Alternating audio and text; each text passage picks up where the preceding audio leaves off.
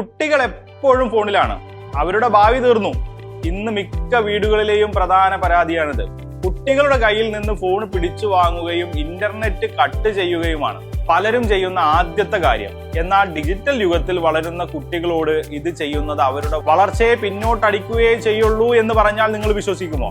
Phone പൂർണ്ണമായി തടയുകയല്ല, പകരം നമ്മൾ ചെയ്യേണ്ട യഥാർത്ഥ മാറ്റം എന്താണ്? നമ്മൾ മനസ്സിലാക്കേണ്ടത് എല്ലാ സ്ക്രീൻ ടൈമുകളും ഒരുപോലെയല്ല എന്നാണ്. കുട്ടികൾ വെറുതെ വീഡിയോ കണ്ട് സമയം കളയുന്നതിനെയാണ് പാസീവ് സ്ക്രീൻ ടൈം എന്ന് പറയുന്നത്. അത് ദോഷം ചെയ്യും. എന്നാൽ അവർ ഫോണിലൂടെ കോഡിങ്ങോ ആനിമേഷനോ പുതിയ സ്കില്ലുകളോ പഠിക്കുകയാണെങ്കിൽ അത് ആക്റ്റീവ് സ്ക്രീൻ ടൈം ആണ്. മാതാപിതാക്കൾ ചെയ്യേണ്ടത് കുട്ടികളുടെ സ്ക്രീൻ ടൈം പൂർണ്ണമായി ഇല്ലാതാക്കുകയല്ല, പകരം അവരെ പാസീവ് ഉപയോഗത്തിൽ നിന്ന് ആക്റ്റീവ് ഉപയോഗത്തിലേക്ക് വഴി തിരിച്ചു വിടുകയാണ് വേണ്ടത്. എന്നാൽ സോഷ്യൽ മീഡിയയിലും ഗെയിമുകളിലും കുട്ടികൾ വീണു പോകാതിരിക്കാൻ വീടുകളിൽ നമ്മൾ കൊണ്ടുവരേണ്ട ചില അത്യാവശ്യ നിയമങ്ങളുണ്ട്.